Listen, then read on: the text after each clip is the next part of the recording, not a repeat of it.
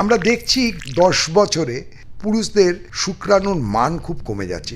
WHO আগে বলতো normal শুক্রাণুর সংখ্যা অন্তত 40% হওয়া উচিত।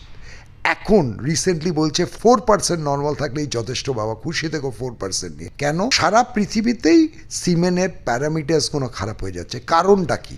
কারণটা হলো এনভায়রনমেন্টাল পলিউশন, কারণটা হলো আমরা যা খাচ্ছি এই খাবারটা হেলদি ডায়েট নয়, এই খাবারের মধ্যে প্রচুর পেস্টিসাইড ইনসেকটিসাইডস থাকে। থার্ড হলো আমাদের স্মোকিং হ্যাবিটস বেড়ে যাচ্ছে, specially eastern part of the country, মানে কলকাতা এবং মফস্বলে প্রচণ্ড স্মোকিংয়ের হার বেড়ে যাচ্ছে। এর জন্যে কিন্তু শুক্রাণুর কোয়ালিটি ভীষণভাবে অ্যাফেক্টেড হচ্ছে। কিভাবে করতে পারি? আমাদের লাইফস্টাইল চেঞ্জ করতে হবে, স্মোকিং বন্ধ করতে হবে, তাহলেই কিন্তু শুক্রাণুর কোয়ালিটি ইমপ্রুভ করবে।